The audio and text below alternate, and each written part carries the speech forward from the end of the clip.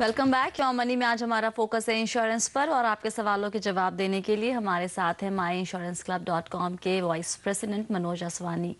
मनोज, हमने ब्रेक के पहले बात की नए प्रोडक्ट पे ING लाइफ की मार्केट शील्ड के बारे में। वहां पर भी हाईएस्ट NAV की बात की जाती है। आजकल ऐसे बहुत सारे हैं प्रोडक्ट बाजार में। कैसा लगता है ये प्रोडक्ट आपको, इसकी अगर हम फाइनल पॉइंट्स को देखें तो? पिछले 2 साल से हम देख रहे हैं कि यूनिट लिंक प्लान में हम हाईएस्ट NAV गारंटीड देख रहे हैं। ये यूजुअली कस्टमर्स की डिमांड है। पहले हम ट्रेडिशनल पॉलिसीज इश्यू करते थे, कस्टमर्स को थोड़े अच्छे रिटर्न चाहिए थे, उन्हें मार्केट में निवेश करना था, तो कंपनीज ने यूनिट लिंक प्लान लॉन्च कर दिए। उसमें थोड़ा थोड़ा डर आने लगा कि मार्केट जैसे ही नीचे चला जाता है हमारे सारे पैसे उसमें या तो वाइप ऑफ हो जाते हैं या तो बहुत कम हो जाता है इन्वेस्टमेंट। इसलिए कंपनीज ने हाईएस्ट NAV भी शुरू कर दिया। सेम लॉजिक है जो बहुत सारे कंपनीज ने यूज किया हुआ है। आपको हाईएस्ट NAV गारंटीड मिल जाता है। इसका मतलब अगर आपका फंड एक लिमिट तक पहुंच जाता है एक NAV के अनुसार, तो वही आपको एंड में मिलेगा। अच्छी प्रोपोजिशन है। इसमें एक चीज खास अच्छी लगी जो उन्होंने बताया कि अगर कोई कमिटमेंट के थ्रू, जैसे उन्होंने कमिट कर दिया कि हाईएस्ट NAV देंगे, उसके वजह से उन्हें वो फंड्स इक्विटी से डेट में मूव करना होता है, जहां पे रिटर्न्स यूजुअली कम हो जाते हैं, वो अपने चार्जेस लेवी नहीं करेंगे। तो ये एक अच्छा कमिटमेंट था जो ING बता रहा है। चलिए लेते अब शुरू करते हैं सवाल जवाब का सिलसिला। हमारे दर्शक अनूप मनचंदा हमारे साथ हैं। अनूप जी, पूछिए, क्या जानना चाहते हैं आप? हाँ नमस्कार, मैं ये जानना चाहता हूँ कि मैंने जो अपने मदर के नाम से एक मेडिकल पॉलिसी ली थी 2009 जनवरी में, वो पॉलिसी जो थी फिर सडनली मेरी मदर को कुछ प्रॉब्लम हुई। She is hospitalised in February 2009 same year. वो तो उन्होंने ये डिनाई करके मेरा क्लेम डिनाई कर दिया कि ये प्री डिजीज क्लॉज है। मैंने काफी मेल के थ्रू उनसे कांटेक्ट किया, तो हर चीज में उन्होंने हॉस्पिटल के थ्रू भी मेल देना। लास्ट में उन्होंने ये बोला कि आप पेपर दे दीजिए, हम देखते हैं। मतलब बहुत ही ऐसा रवैया था कि मतलब ऐसा लग रहा था कि वो क्लेम देना ही नहीं चाहते हैं। अनूप जी, एक बात बताइए, आपकी मदर की उम्र क्या है? मेरी मदर की उम्र है 54। और जो आपने लिखा है मेल में कि उनको चेस्ट पेन की प्रॉब्लम हुई थी, वो पहले भी कभी प्रॉब्लम हुई थी? नहीं, पहले कभी नहीं हुई थी, बिल्कुल ठीक थी। और ये चीज उन्होंने मेरे को बोला था कि डॉक्टर से आप लिखवा दीजिए कि इनको कोई पहले प्री डिजीज नहीं है। तो मैंने वो लिखवा के उनको स्कैन भी किया। अच्छा। फिर भी उन्होंने कोई क्लेम एंटरटेन नहीं किया। अब मैं ये जानना चाहता हूँ, मेरा सवाल ये है कि अब पॉलिसी की रिन्यू डेट आ गई है दोबारा जनवरी 27। तो करूँ क्या? हाँ, मैं इसको रिन्यू कराने में मेरे को बेनिफिट है, आपसे मैं एडवाइस लेना चाहता हूँ, या मैं इसको किसी और में शिफ्ट हो जाऊँ? जी मनोज, क्या सलाह देंगे आप अनूप को?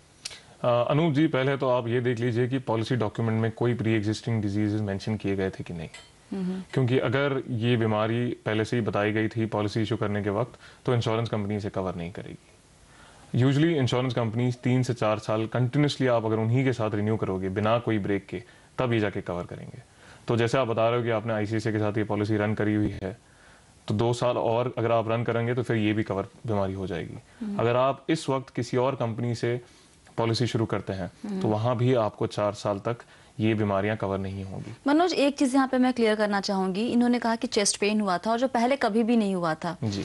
अगर हम मान लीजिए कि ये चेस्ट पेन किसी और बीमारी की वजह से हुआ हो जो उनको पहले से है, तो भी क्या क्लेम रिजेक्ट कर दिया जाएगा? चांसेस हैं। अगर आपने जैसे बताया हुआ है, जैसे हमारे एक फ्रेंड थे जिन्होंने पहले ही बता दिया था कि वो अस्थमाटिक हैं, उनको अस्थमा की दमे की बीमारी है, तो उससे रिलेटेड जो भी उनका कॉम्प्लिकेशंस होते हैं वो नहीं कवर होते हैं। चलिए, वक्त है एक छोटे से ब्रेक का। ब्रेक के बाद हम कुछ और सवाल लेंगे और उसके जवाब देने की पूरी कोशिश करेंगे। आप बने रहिए योर मनी के साथ।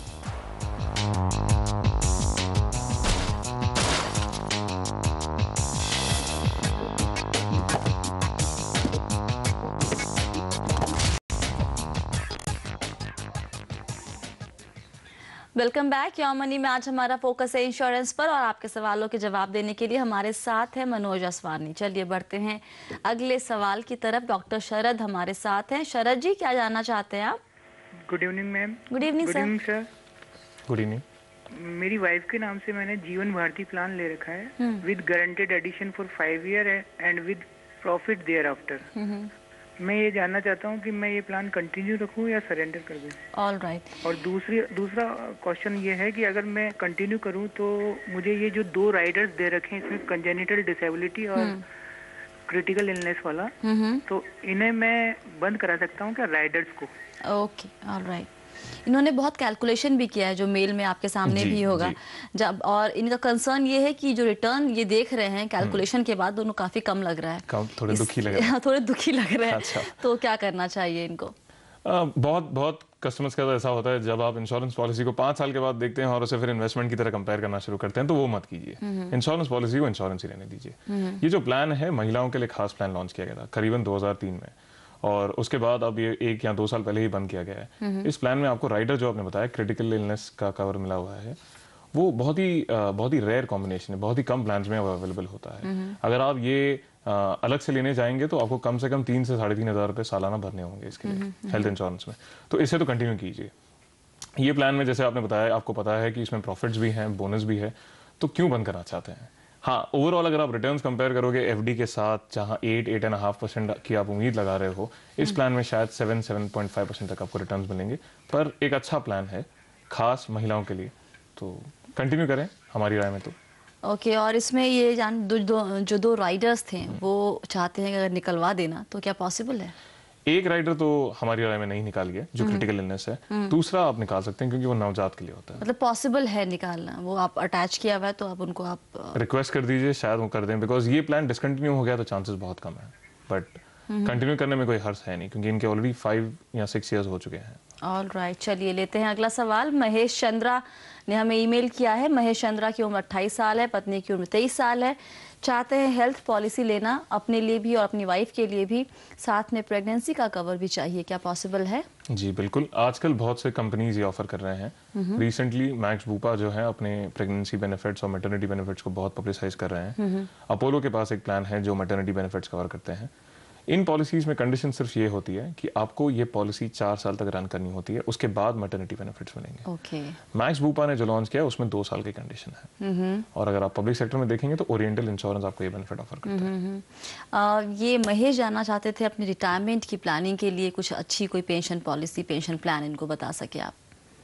पेंशन प्लान या एन्युटी आप जो बोल लीजिए, उसमें आजकल तो यूनिट लिंक भी अच्छे खासे ऑफर हो रहे हैं। LIC ने रिसेंटली लॉन्च किया है कि LIC पेंशन प्लस, बहुत ही अच्छा प्लान है, बहुत कम चार्जेस हैं। तो उससे आपका जो निवेश किया गया पैसा है वो बहुत ज़्यादा तरीके से बढ़ता है, क्योंकि 6% फर्स्ट ईयर में कटते हैं और लगभग 4% आगे वाले साल में कटते हैं। ओके। तो वो एक अच्छा प्लान है, आप देख सकते हैं। ऑलराइट, चलो फिलहाल योर मनी में इतना ही। बहुत बहुत शुक्रिया आज हमारे दर्शकों के सवालों के जवाब देने के लिए मनोज। लेकिन अगर आप भी म्यूचुअल फंड, इंश्योरेंस, लोन या फिर क्रेडिट कार्ड से जुड़े सवाल हमसे पूछना चाहते हैं तो आप हमें ईमेल कर सकते हैं। आप हमें ईमेल कीजिए mf@moneycontrol.com पर। जब आप हमें मेल करते हैं तो प्लीज़ अपना कॉन्टैक्ट नंबर ज़रूर लिखिए ताकि हम आपको कॉल कर सके। SMS करने के लिए लिखिए YMX स्पेस छोड़ के लिखिए अपना सवाल और फिर अपना नाम और भेज दीजिए ये SMS हमें 51818 पर।